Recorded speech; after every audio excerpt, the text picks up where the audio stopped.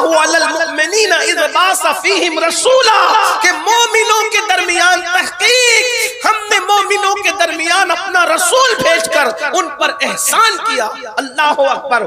تو اللہ رب العزت حضور کے بارے میں بھی ہم سے پوچھے، میں نے محبوب دیا تھا، تم نے میرے محبوب کا کیا کیا؟ میں نے محبوب دیا تھا، تم نے میرے محبوب کا کیا کیا؟ اب میری گفتگو کو آپ بہت توجہ سے سنیں گے۔ میں یہ نہیں کہہ رہا ہوں کہ میں نے رسول دیا تھا، تم نے کیا کیا؟ میں نے نبی دیا تھا، تم نے کیا کیا؟ میرے جملے پہ غور کریں، میں نے محبوب دیا تھا، تم نے کیا کیا؟ اس لیے کہ محبوب ہوتا ہی ہے محبت کرنے کے لیے، محبوب ہوتا ہے محبت کرنے کے لیے۔ تو اب بتاؤ تم نے میرے محبوب کا کیا کیا؟ تم نے محبت کی محبوب سے؟ اب یہاں تو جو بیٹھے ہوئے جوان ہیں وہ تو خوش ہو گئے ہوں گے، کیوں نہیں؟ ہم تو کہہ دیں گے کہ ہم نے تو عشق کیا، محبت نہیں کی تھی بلکہ ہم نے تو عشق کیا۔ دیکھیے محبت اور عشق میں فرق ہے۔ ہمارے سنی جوان عشق کرنے کا دعویٰ کرتے ہیں کہ ہم حضور سے عشق کرتے ہیں، میں کہتا ہوں کہ کاش محبت ہی کر لیتے تو بھی بڑی بات تھی۔ میں یہ نہیں کہہ رہا ہوں کہ آپ عشق نہیں کرتے یا وہ نہیں کرتا، سب اپنے اپنے دل کی کیفیت کو جانتے ہیں، لیکن آگے اگر وقت رہا اور بات کھلی تو ہم خود اس آئینے میں اپنے آپ کو چیک کریں گے کہ ہم محبت کرتے ہیں یا دغا کر رہے ہیں، ہم وفا کر رہے ہیں کہ دغا کر رہے ہیں، عشق کر رہے ہیں یا کچھ اور کر رہے ہیں۔ میرے محبوب کا تم نے کیا کیا؟ تو ہمارے پاس کیا جواب ہوگا؟ ہم کہتے ہیں ہم تو عشق کرتے ہیں۔ دیکھیے محبت اور عشق میں فرق ہے۔ محبت اس کو کہتے ہیں جب کسی کو کسی سے پیار ہوتا ہے، محبت۔ یہ محبت جو ہوتی ہے یہ حب سے بنا ہے محبت۔ اور ایک بات آپ کو بتاؤں، جو دانا ہوتا ہے نا، دانا، اس کو بھی حبہ کہتے ہیں، دانے، بیج کو۔ اب آپ غور فرمائیں، بیج کتنا ہی کمزور ہوتا ہے، بیج کتنا ہی کمزور ہوتا ہے، لیکن جب وہ زمین میں رکھا جاتا ہے تو اتنا کمزور بیج زمین کو پھاڑ کر باہر نکلتا ہے اور اظہار کرتا ہے کہ میں ہوں۔ حالانکہ اگر زمین کو ہم ناخن سے کریدنا چاہیں تو ناخن زخمی ہو جائے گا، لیکن اتنا ناخن، نوکیلا ناخن، طاقتور ناخن زمین کریدنے سے زخمی ہوتا ہے۔ لیکن جسے حبہ کہتے ہیں، جسے دانا کہتے ہیں، جسے بیج کہتے ہیں، وہ کمزور ہونے کے باوجود بھی زمین کو پھاڑ کے نکلتا ہے۔ اندازہ فرمائیں، اس کا مطلب دانے میں طاقت کتنی ہوتی ہے۔ تو پتا چلا کہ جب حبہ کی طاقت کا یہ عالم ہے تو پھر حب کی طاقت کا عالم کیا ہوگا۔ اسی لیے سب سے طاقتور چیز دنیا میں حب ہے، اور حب کسے کہتے ہیں؟ محبت کو۔ محبت، حب سے محبت بنی ہے، لیکن جب محبت کسی کو کسی سے ہوتی ہے تو وہ محبت کی منزل میں آ کر یہ کرتا ہے کہ وہ اپنا سب کچھ محبوب پہ قربان کر دیتا ہے، اپنی ہر خوشی کو محبوب پہ قربان کر دیتا ہے، اپنے ہر غم کو وہ کڑوا گھونٹ کو پیتا رہتا ہے محبت کے اندر۔ اس کی بس تمنا رہتی ہے کہ یار راضی رہے، محبوب راضی رہے۔ اللہ اکبر۔ لیکن محبت کے اندر بات یہ بھی رہتی ہے کہ اس کو اپنا بھی خیال رہتا ہے اور اس کو محبوب کا بھی خیال رہتا ہے، اور یہ محبت کا انداز رہتا ہے۔ لیکن اللہ اکبر، جب یہ محبت اور عروج پاتی ہے، قرآن اس کی طرف اشارہ کرتا ہے، والذین آمنوا اشد حبا للہ۔ حب نہیں کہا، اشد حبا للہ۔ جب یہ محبت شدت اختیار کر جاتی ہے تو اس شدت کو پھر عشق کہتے ہیں، اور جب انسان عشق کرتا ہے تو عشق میں پھر اس کو اپنا خیال نہیں رہتا، اس کو صرف محبوب کا خیال رہتا ہے، اسے محبوب ہی محبوب کا خیال رہتا ہے۔ اللہ اکبر۔ اس کی مثال یوں سمجھے، اللہ اکبر، جب میرے آقا معراج پر تشریف لے جا رہے تھے تو اس وقت آقا نے سدرہ پر حضرت جبریل سے کہا کہ جبریل یہاں تک ساتھ آئے، اب آگے ساتھ چلو۔ تو چونکہ وہ فرشتہ تھے، فرشتہ محبت کر سکتا ہے، عشق نہیں کر سکتا، اس لیے کہ عشق کے لیے دل کی ضرورت ہوتی ہے، عشق کے لیے قلب کی ضرورت ہوتی ہے، اور یہ قلب اللہ نے صرف صرف حضرت انسان کو عطا کیا ہے. انسان کے سوا کسی مخلوق کو یہ دل نہیں دیا گیا جو عشق والا دل ہے. یوں تو مرغے کے سینے میں بھی گوشت کا لوتھڑا لٹکتا ہے، مگر وہ قلب نہیں ہے جس کو واقعی قلب اور دل کہتے ہیں. وہ تو کہنے کو مجازن دل ہے.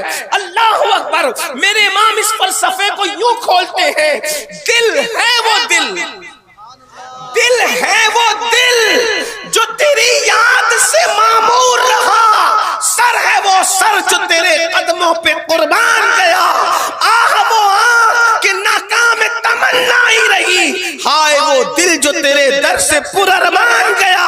اور نتیجہ نکال کے کہتے ہیں انہیں جانا انہیں مانا، نہ رکھا غیر سے کام، للہ الحمد میں دنیا سے مسلمان گیا. حضرت جبریل امین فرشتوں کے سردار،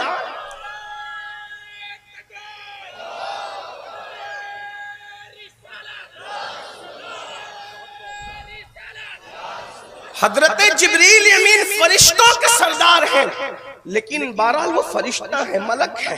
مگر اللہ اکبر، آپ نے جب فرمایا کہ چلو، تو جبریل امین نے چونکہ حضور سے محبت کی تھی، حالانکہ وہ فرشتوں کے سردار ہیں، رسول ملائکہ سے ہیں، کوئی عام بشر ان کے قدموں تک نہیں پہنچ سکتا. اللہ اکبر. مگر محبت تھی تو آپ نے کیا کہا؟ حضور میں اگر آگے بڑھوں گا تو جل تجلی باری سے میں جل جاؤں گا، اس لیے میں آگے نہیں بڑھ سکتا. نہیں کہہ دیا حضور کو، کیونکہ محبت تھی، اپنا بھی خیال تھا اور اپنے محبوب کا بھی خیال تھا. عارف رومی علامہ جلال الدین رومی فرماتے ہیں اگر ان کی جگہ صدیق و بلال ہوتے، مولانا روم فرماتے ہیں اگر جبریل کی جگہ، حالانکہ صدیق و بلال جبریل کے برابر نہیں، ان سے افضل ہونا تو دور کی بات، برابر بھی نہیں، لیکن بات یہاں صرف قلب اور عشق کی چل رہی ہے. اللہ اکبر. یہ حضرت انسان کا خاصہ ہے عشق، عشق حضرت انسان کا خاصہ ہے. عارف رومی کہتے ہیں جبریل نے نہ کہہ دیا، مگر ان کی جگہ صدیق و بلال ہوتے تو جل جانا گوارا کرتے، محبوب کو نہ کہنا گوارا نہیں. بے قدر کود پڑا آتش نمرود میں عشق، عقل ہے محو تماشائے لبے بام،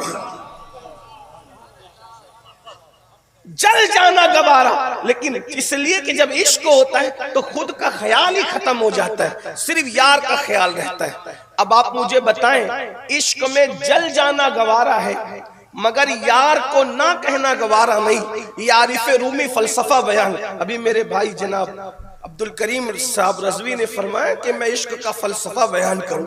حالانکہ عشق کا فلسفہ تو عاشق لوگ بیان کرتے ہیں، لیکن آپ نے عنوان دیا ہے تو میں آپ کے سامنے پیش کر رہا ہوں سبق سنانے کے طور پر. اب آپ اس کو سن لیں. فلسفہ عشق کیا ہے؟ عشق میں یار کی ہی کئی خیال ہوتا ہے، خود کا کوئی خیال ہی نہیں ہوتا. بات سمجھ میں آتی ہے؟ بات سمجھ میں آتی ہے؟ اب آپ سے پوچھتا ہوں، جل جانا گوارا ہے، توجہ، اگر سمجھ لیے اتنی سی بات تو میرا آنا کامیاب ہوگا. توجہ فرمائیں، یہ عنوان تو خانقاہی لوگوں کا ہے، لیکن آپ نے دیا ہے تو میں اس پر کچھ عرض ضرور کروں گا. غور فرمائیں، جل جانا گوارا ہے، محبوب کو نہ کہنا گوارا نہیں. اس کی بے مثال بہت ساری مثالیں، درجنوں ہزاروں مثالیں، بہت مثالیں اس کی. لیکن یہاں پر رک کر میں پوچھتا ہوں، جسے عشق ہوتا ہے وہ مرنا گوارا ہے، جلنا گوارا ہے، لیکن محبوب کو نہ کہنا گوارا نہیں ہے. آپ سے پوچھتا ہوں، ہم نے بھی تو عشق کیا ہے، ہم کہاں ہیں؟ ہم تو محبوب کو نہ کے سوا کچھ کہتے ہی نہیں. نہ نہ نہ نہ نہ، صرف نہ. محبوب کہتا ہے فجر میں آؤ، عمل سے نہ. داڑھی رکھو، عمل سے نہ. جھوٹ مت بولو، عمل سے نہ. بد نظری مت کرو، عمل سے نہ.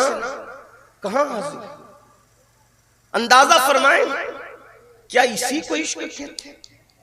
عشق اتنا کمزور ہو جائے کہ انسان کو گناہ سے نہ روک سکے. جو عشق انسان کو گناہ سے نہیں بچا سکتا، وہ عشق انسان کو جہنم سے کیا بچا سکتا؟ عشق کے نام پر تو ہم صرف نعرہ بازی کرتے ہیں، عشق کے نام پر تو ہم صرف جملے بازی کر رہے ہیں۔ بڑی معذرت کے ساتھ ایک جملہ کہوں، برا مت ماننا، دنیا دار تو دنیا دار، ہم دین داروں میں بھی عشق نہیں دیکھتے الا ماشاءاللہ، اس لیے کہ عشق کی جو منزل تھی وہ تو گئی۔ قوت القلوب میں شیخ ابو طالب مکی رحمت اللہ تعالی علیہ لکھتے ہیں کہ اللہ کے رسول صلی اللہ علیہ وآلہ وسلم نے ارشاد فرمایا کہ جو مجھ سے عشق کا دعویٰ کرے، جو مجھ محمد سے عشق کا دعویٰ کرے اور پوری رات سوتا رہے، وہ جھوٹا ہے، جھوٹا کذاب ہے جو عشق کا دعویٰ کر کے پوری رات سوتا رہے، اس لیے کہ جس کو عشق ہوگا وہ راتوں کو سو ہی نہیں سکتا، کیونکہ محبوب کی محبت اسے جگنے پہ مجبور کرے گی۔ ارے نادان، جا کے عشق کی داستان مالداروں سے پوچھ لے، جن کو مال سے عشق ہوا ہے وہ مال کی محبت میں سو نہیں پاتے، تجھے تو آمنہ کے لال سے عشق ہوا ہے، تو کیسے سو لیتا؟ بتا تو صحیح۔ مالدار کروٹیں بدلتے ہیں، کل ریٹ کیا ہوگا، کل یہ کیا ہوگا، کل کے مارکیٹ کا حال کیا ہوگا، انہیں نہیں ہے۔ جسے مال سے عشق ہے وہ نہیں سو رہا ہے، اور جسے آمینہ کے لال سے عشق ہے وہ ایسا سو رہا ہے کہ فجر میں بھی نہیں ہوتا۔ اذان ہنسنے کی بات نہیں ہے، پھر کہہ رہا ہوں یہ فلسفہ عشق ہے۔ اور میں تو یہ کہتا ہوں عشق اتنا طاقتور ہے کہ مسلمانوں کو کچھ نہیں کرنا، صرف مسلمان عاشق بن جائے، وہی دن ہماری ترقی کا دن ہوگا، وہی دن ہماری کامیابی کا۔ عشق میں اتنی قوت ہے کہ اقبال جیسا مفکر کہنے پہ مجبور ہے، قوت عشق سے ہر پست کو بالا کر دے۔ یعنی عشق کی قوت وہ ہے، اگر دولت بانٹو گے تو سب بالا ہوں گے، بلند ہوں گے، کوئی ضروری نہیں ہے۔ ایجوکیشن بہت پھیلاؤ، لیکن یہ بھی کہہ دوں ایجوکیشن سب کے پاس ہوگا پھر بھی سب بالا ہو جائیں، کوئی گارنٹی نہیں۔ لیکن ایک چیز ہے عشق کی قوت، عشق کی قوت جس دن مل جائے سب بالا ہو جائیں گے۔ اور کتنے عرب والے تو عرب والے، حبشی بھی کعبے کی چھت پر نظر آئے گا، بلندیوں کا عالم یہ ہوگا۔ رومی بھی امامت کرتا نظر آئے گا، بلندیوں کا عالم یہ ہوگا۔ اور فارسی تو اہل بیت بن جائے گا، بلندی کا عالم یہ ہوگا۔ میرے آقا نے فرمایا سلمان میری اہل بیت سے ہے، یہ مرتبہ کس نے دیا؟ وہ سلمان فارسی کا عشق رسول تھا، فارسی نسل ہونے کے بعد بھی حضور کے خاندان کا حصہ بن گئے۔ قوت عشق سے ہر پست کو بالا کر دے، دہر میں اسم محمد سے اجالا کر دے۔ عشق کی طرف آنے کی ضرورت ہے۔ اور عشق کیا ہے؟ بس یہی بات کہ صرف محبوب کا خیال ہوتا ہے عشق میں، اپنے نفع نقصان کا کوئی خیال نہیں۔ جب تک اپنا نفع نقصان تج نہیں دو گے اس وقت تک کچھ نہیں ملتا۔ میرے امام کہتے ہیں ان کے نام پاک پر سب جانو مال، ان کے نام پاک پر سب جانو مال، نج دیا سب تج دیا پھر تجھ کو کیا۔ ان کے نام پاک پر سب جانو مال۔ غور فرمائے جب تک تج نہیں دو گے اس وقت تک کہ عشق کی عین تک نہیں پہنچ سکتے۔ سنی دعوت اسلامی کا مقصد 3 عین ہے، ایک علم کی عین، ایک عمل کی عین اور ایک عشق کی عین۔ ہم 3 عین پر محنت کریں، علم، عمل اور عشق، تاکہ یہ قوم پستی سے بلندی کی طرف جائے۔ ہمارے پاس سب ہے، عشق نہیں۔ اور یاد رکھنا عشق اگر بچے کو بھی مل جائے، بچے کو عشق اگر بچے کو بھی مل جائے تو بچہ بھی بچہ نہیں رہ جاتا، پھر بچہ بھی قابل رشک ہو جاتا ہے۔ میں اپنی گفتگو سمیٹنے سے پہلے لیکن صرف اتنا عرض کروں، آج شراب نشہ ہماری قوم میں، زنا کی لعنت ہماری قوم میں، عورتوں پر پاپ کی نظریں ڈالنا ہماری قوم بہت سے جرائم میں مبتلا ہے۔ وجہ حضور سے وہ عشق نہیں کیا جو کرنا تھا، اس لیے کہ جب عشق ہوتا ہے تو آدمی کی توجہ بیوی کی طرف نہیں رہ جاتی۔ اگر آپ کی توجہ میری طرف ہے تو میں بہت گہری بات کروں، انسان کی توجہ بیوی کی طرف نہیں رہ جاتی۔ کیسے؟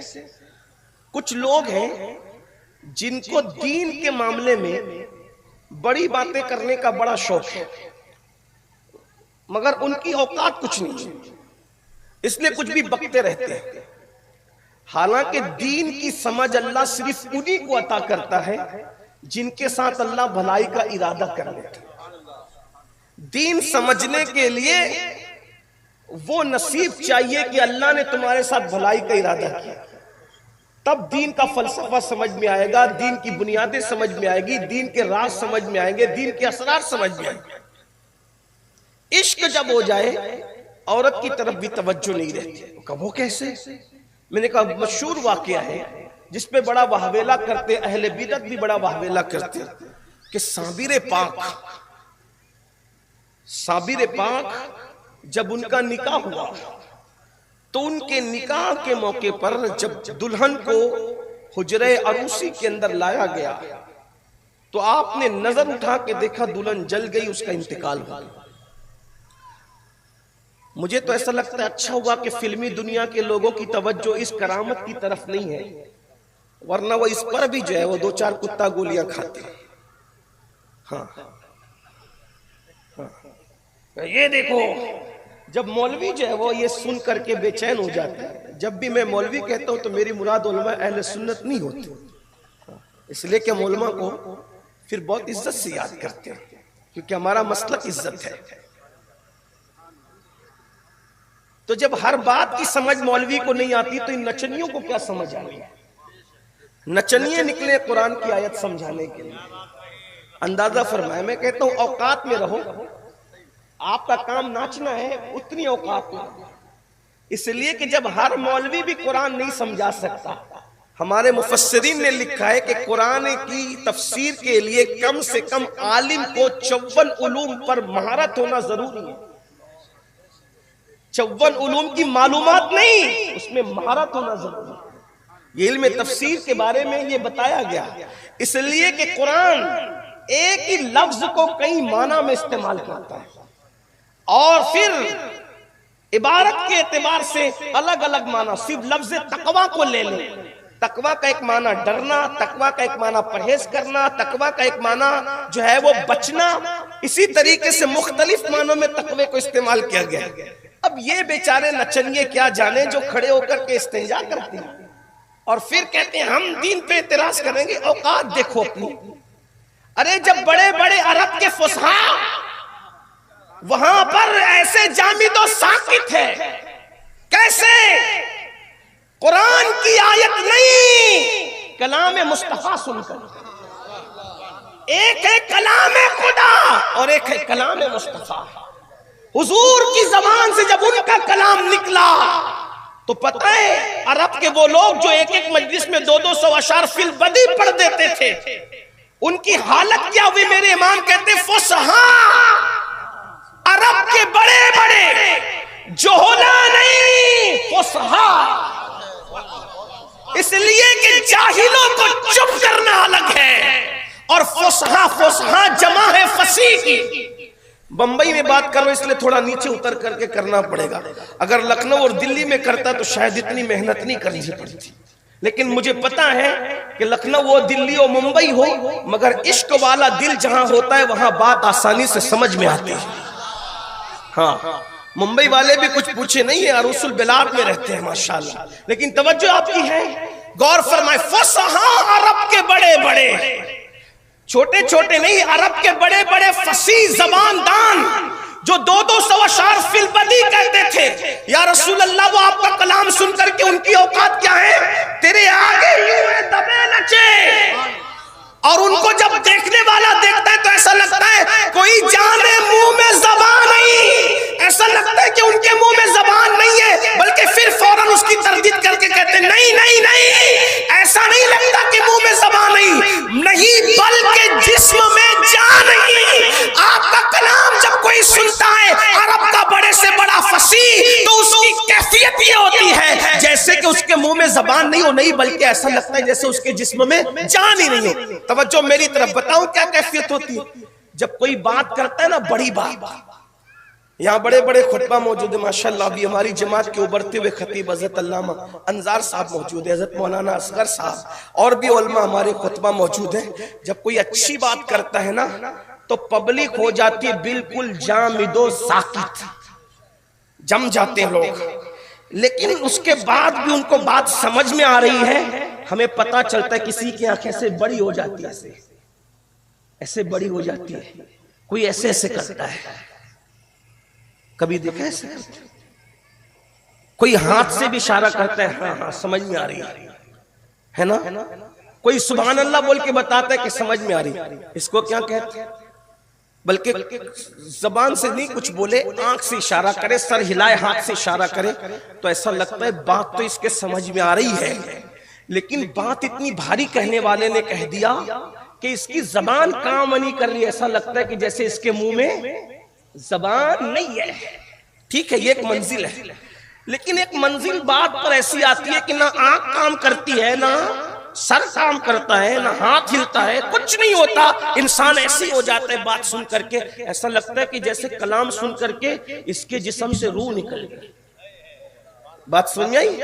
اب حضور علیہ السلام جب کلام کرتے تھے تو عرب کے فصحاء کی حالت یہ ہوتی تھی کہ وہ آنکھ ہلانا بھی بھول جاتے تھے, وہ سر ہلانا بھی بھول جاتے تھے, وہ ہاتھ کا اشارہ کرنا بھی بھول جاتے تھے. اور ان کی کیفیت ہوتی تھی, دیکھنے والے کو لگتا تھا کہ یہ مر چکا, کلام مصطفیٰ سن کے مر چکا. فصحاء عرب کے بڑے بڑے تیرے آگے یوں ہے دبے لچے, کوئی جانے منہ میں زبان نہیں بلکہ جسم میں جان نہیں. ارے جب نبی کے کلام کا یہ عالم ہے تو خدا کے کلام کا عالم کیا؟ نعرہ تکبیر, نعرہ رسالت. میں نثار تیرے کلام پر ملی یوں تو کس کو زبان نہیں. وہ سخن ہے جس میں سخن نہ ہو, وہ بیان ہے جس کا بیان ہے. یہ نچنیے لوگ دین سمجھائیں گے اور یہ تشریح کریں گے دین کی. ہم نے کہا اوقات میں رہو, بس اتنا ہی ہے. اور آپ کو زیادہ بے چین ہونے کی ضرورت نہیں ہے, اس لیے کہ جب انسان بزدلی پر آتا ہے تو ایسے غلط لوگوں کا سہارا لیتا ہے. اور دین دین ہے. تو ایک واہویلا مچا ہوا ہے. صابر پاک نے بیوی کو جلا دیا, بیوی کو جلا دیا, بیوی کو جلا دیا. فیس بک پہ عورتوں کو ننگا کرنے میں انہیں شرم نہیں آتی اور الزام دھرنے میں یہ بیوی کو جلا دیا. ہم نے کہا کیسے جلا ہے؟ کہا کہ تم ہی لوگ کہتے ہو کہ صابر پاک نے بیوی جلا دی, بیوی جلا دی, بیوی جلا دی. میں نے کہا بالکل جلا دی. ٹھیک ہے, جلا. ہم اپنا مسئلہ کھل کے بیان کرتے ہیں. جلا دیا, جلا دیا, لیکن اس سے تجھے کیا؟ تو کہا جلا دیا تو میں نے کہا جلایا تو کیا اس کا جنازہ نہ ہوا تھا؟ کہا ہوا تھا. دفن نہ ہوئی تو کہا ہوئی تھی. میں نے کہا پھر کیسے جلایا؟ جلایا کیسے؟ کہا یہی تو بات ہے, احسان کیا. کہا بولے وہ کیسے؟ میں نے کہا سن, صابر پاک نے چلے کر کے, ریاضت کر کے, مجاہدے کر کے عشق الہی کی جو آگ سینے میں لگائی تھی, اب اس عشق میں اتنے گم ہوئے کہ یار کے سوا کچھ نظر نہیں آیا. باطل دوئی پسند ہے, حق لا شریک ہے. جب عشق حق آتا ہے تو پھر وہاں کسی کی گنجائش نہیں رہتی.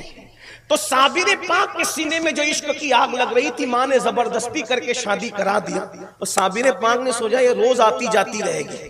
توجہ ممبئی والوں, باندرا والے توجہ, یہ روز آتی جاتی رہے گی, سلام کرتی رہے گی, ڈسٹرب کرتی رہے گی. صابر پاک نے سوچا جو عشق کی آگ میرے سینے میں جل رہی ہے وہ اس کے سینے میں بھی لگا دو.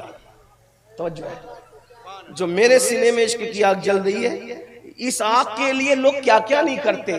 جا کے پوچھو, جنگلوں بیابان میں پڑے رہتے ہیں, حق کی صدائیں کرتے رہتے کہ وہ آگ لگ جائے, لیکن لگتی نہیں. اعلیٰ حضرت جیسے لوگ کہتے تھے اے دل یہ سلگنا کیا, جلنا ہے تو جل بھی اٹھ, دم گھٹنے لگا ظالم کیا دھونی رمائی. یہ سب کو نہیں ملتا. نمازی بننا آسان ہے, عشق کی آگ ملنا مشکل ہے.